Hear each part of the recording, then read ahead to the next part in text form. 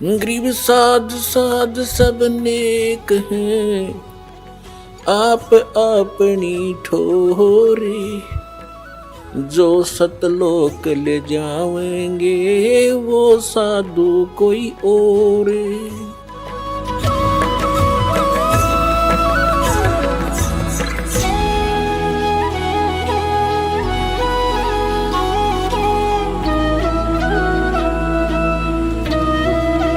सतगुरुदेव की जय। बंदी छोड़ कबीर परमेश्वर जी की जय। बंदी छोड़ गरीबदास जी महाराज जी की जय हो। स्वामी रामदेवानंद जी गुरु महाराज जी की जय हो।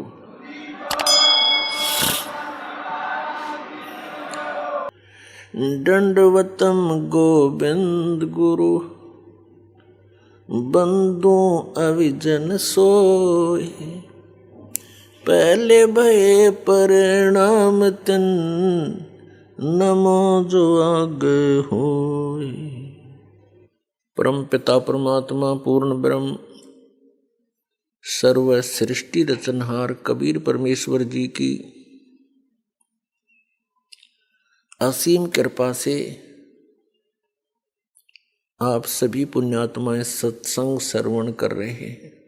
परमात्मा कबीर जी हम काल जाल में फंसे हुए सभी प्राणियों के इस दुख को जानकर समझकर अपने सतलोक से चलकर के यहाँ आते हैं और हमारे अज्ञान को समाप्त करते हैं।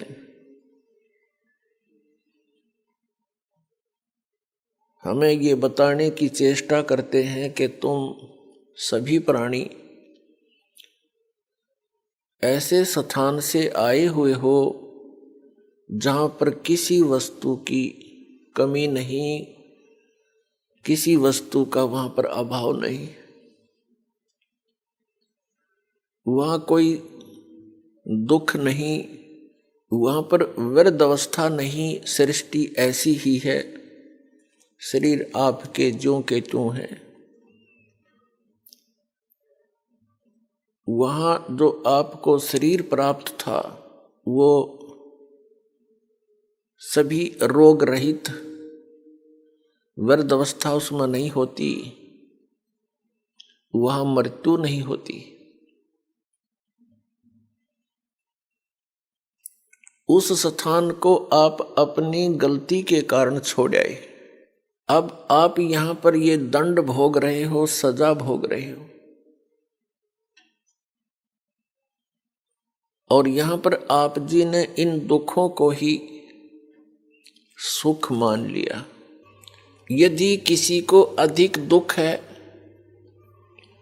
और उससे कुछ कम दुख को हमने सुख समझ लिया, और यहाँ पर सुख नाम की वस्तु नहीं है, आपने सुख देखा ही नहीं है, इसलिए इन्हीं अटकलबाजियों में आप सुख मान रहे हो। कैसे? जो निर्धन है वो सोचता है धनवान सुखी,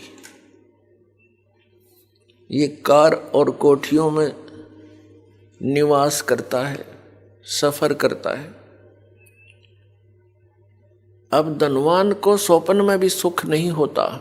धनवान समझता है, धनी व्यक्ति सोचता है कि राजा लोग सुखी होंगे,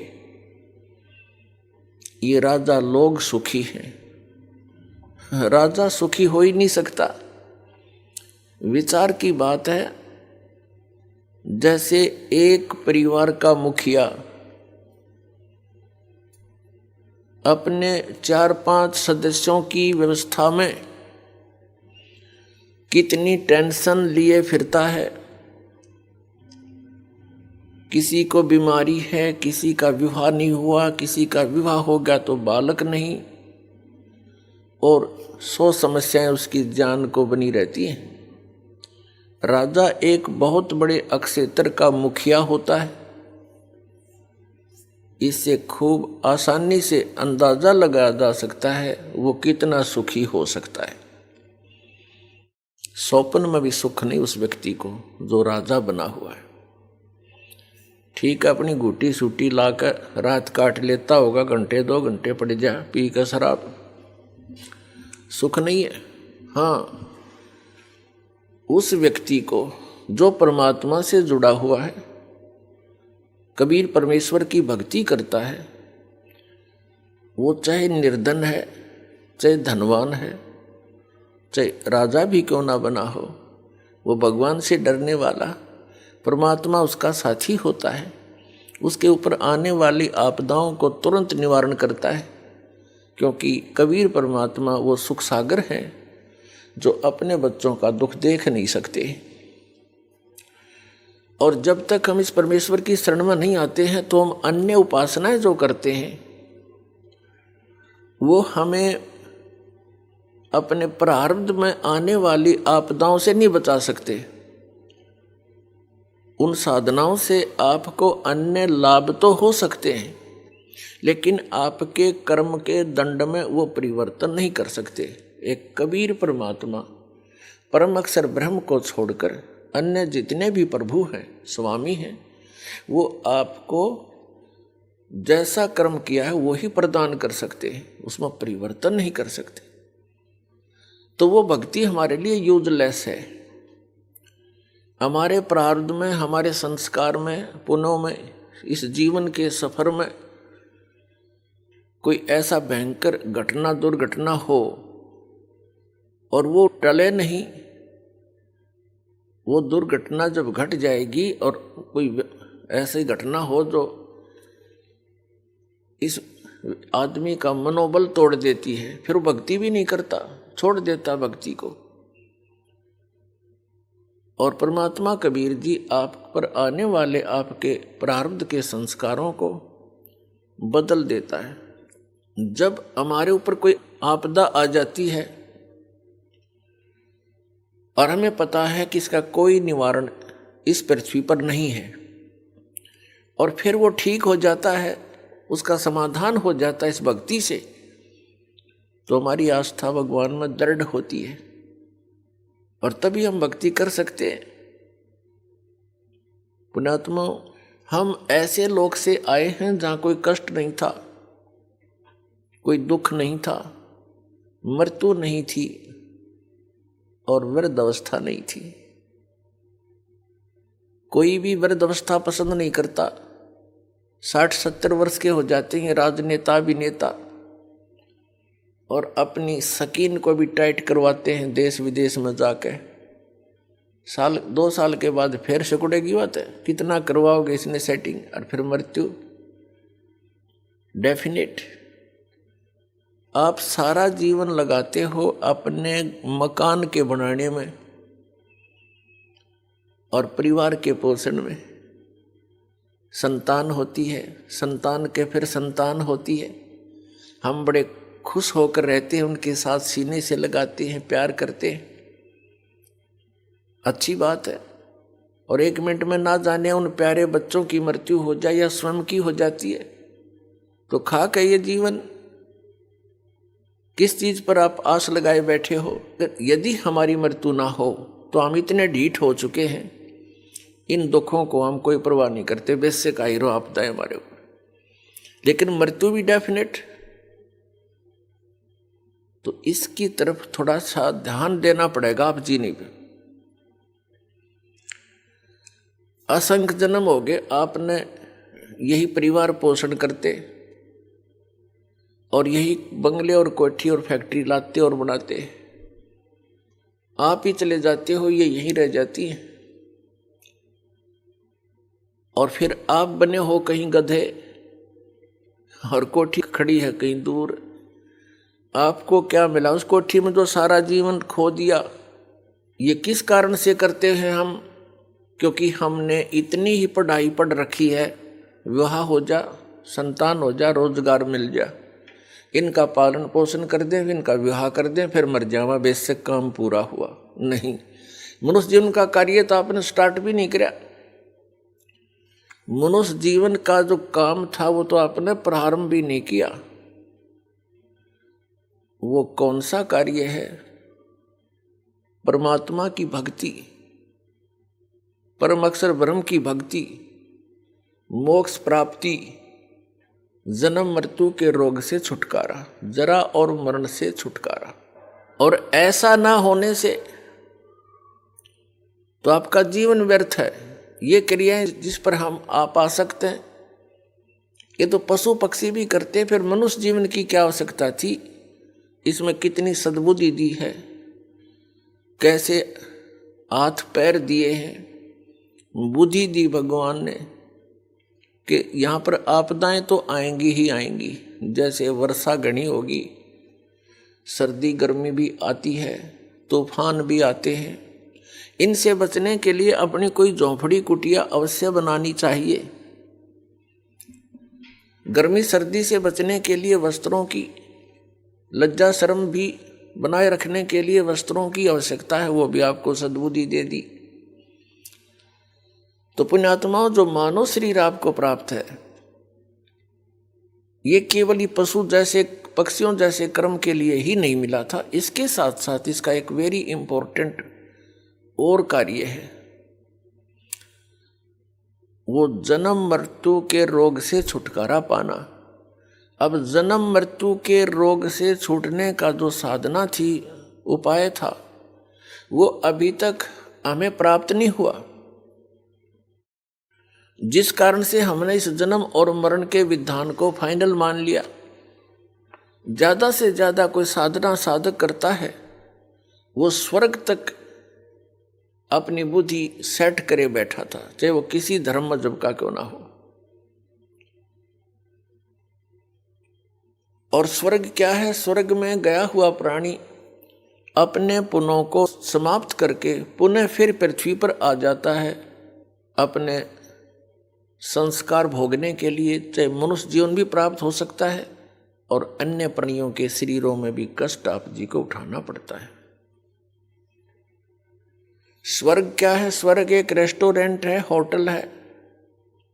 ऐसे बढ़िया एटमॉस्फेयर में जैसे पृथ्वी के ऊपर उदाहरण दें तो गर्मियों के अंदर पंजाब, हरियाणा, राजस्थान, उत्तर प्रदेश, मध्य प्रदेश आदि जो राज्य हैं, इनमें गर्मी कहर तोलती है। अप्रैल से शुरू हो जाती है और जून तक, जुलाई तक फिर वर्षा हो जाती है, थोड़ा सा एटमॉस्फेयर ठीक हो जाता है। तो इन 3-4 महीनों में गर्मी से बचने के लिए कोई सेठ साहूकार व्यक्ति, धनी, शिमला, कुल्लू, मनाली हिली स्टेशन पर चला जाता है, तो उसने वहाँ होटल में रहना पड़ता है, किराए पर कमरा लेता है होटल में।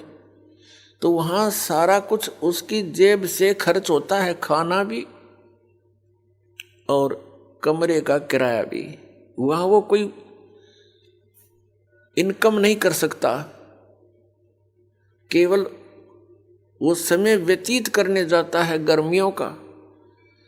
और 20, 30, 50 हजार, 1 लाख रुपया आजकल 3-4 महीनों में करके खराब, और फिर वापस उसी कर्म क्षेत्र में आना पड़ता है।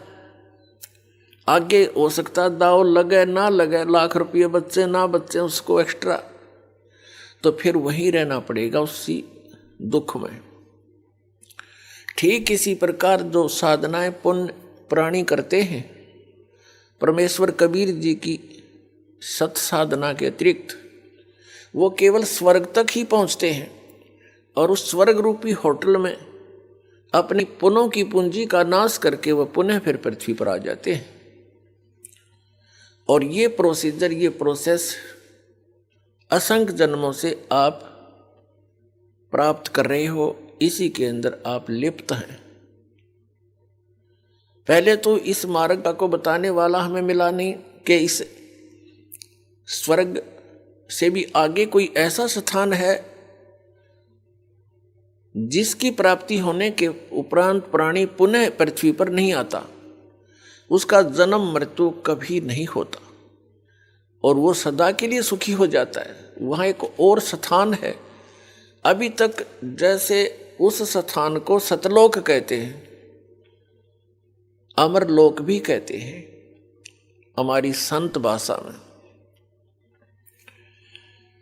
उस परमेश्वर ने जो वहाँ का मालिक है, हम सबका कंट्रोलर है, सबका जनक है, सबका परमात्मा है कबीर जी, उसने स्वयं आकर के उस स्थान की जानकारी हमें दी है कि तुम यहाँ के रहने वाले नहीं हो और आप यहाँ केवल अपनी यातनाएं भोग रहे हो इस पृथ्वी पर। आप सतलोक के वासी हो, वहाँ रहा करते थे, आपके सारे मकान जो के तो वहाँ पर विद्यमान है, बहुत सुंदर मकान है वहाँ पर, सारी व्यवस्था वहाँ पर आपकी बनी हुई है, बड़े सुंदर पार्क हैं, फलदार वृक्ष आपके महलों में लगे हुए हैं, आसपास आपके आंगन में बहुत बढ़िया सुंदर आपके वहाँ मकान है। उस व्यवस्था से हम पहले परिचित थे, वो आज भी आत्मा में घर किए हुए, उसी की नकल हम यहाँ इस डुप्लीकेट लोक में कर रहे हैं। बड़ी कोठी हो, आगे आंगन हो, बड़ा पार्क हो, झूल लली हो, फूलदार वाटिका बनी हो, टहल करें। तो पुण्यात्माओं यह कोशिश भी करते हैं, बगीची हो, आंगन हो, बड़े सेठ लोग, बड़े अफसर यही चाहते हैं। चाहते तो सभी हैं, लेकिन उनका दाव लग जाता है या नकली अरेंजमेंट करने की।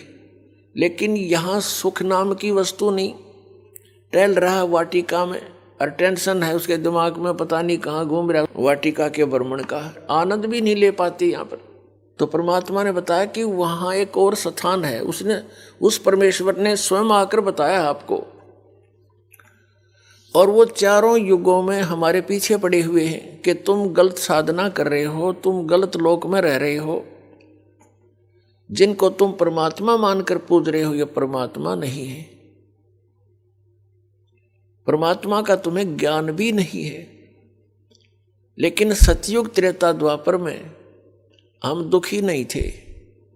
पुण्यकर्मी प्राणियों के जन्म होते हैं, वो जो भी साधना कर रहे होते हैं, कैसी भी कर रहे हैं, फिर भी वो सुखी होते हैं और वो समझ बैठे होते हैं कि हम जो पूजाएं भगवान की कर रहे हैं इसी से हमें ये लाभ हो रहा है। तो उस समय परमात्मा आते भी हैं। ये ज्ञान जो आज दास आपको रूबरू कर रहा है, यही ज्ञान उन्हीं का दिया हुआ, कबीर परमात्मा का, उस परम अक्षर ब्रह्म का, सत्य पुरुष का।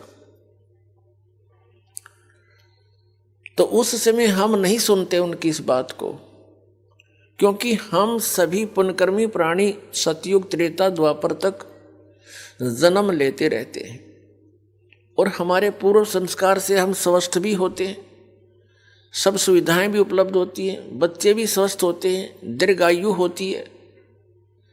तो हम ये भूल कर बैठते हैं कि जो साधना हम कर रहे हैं इनसे हमें सब सुख उपलब्ध है।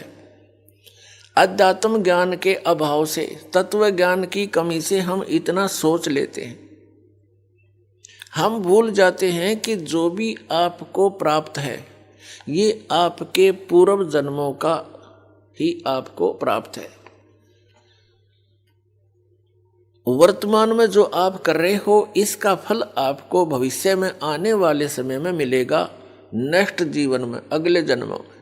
तो इस कारण से हम उस परमात्मा के यथार्थ ज्ञान को नहीं सुन सके, समझ भी नहीं सके और शरण भी ग्रहण नहीं कर सके। ये दुर्भाग्य रहा हमारा। बड़े पुण्य भी किए, साधनाएं भी की, वेदों अनुसार भक्ति भी की, लेकिन परमात्मा प्राप्ति नहीं हुई और न ही स्थायी स्थान मिला। हम जन्मते रहे, मरते रहे।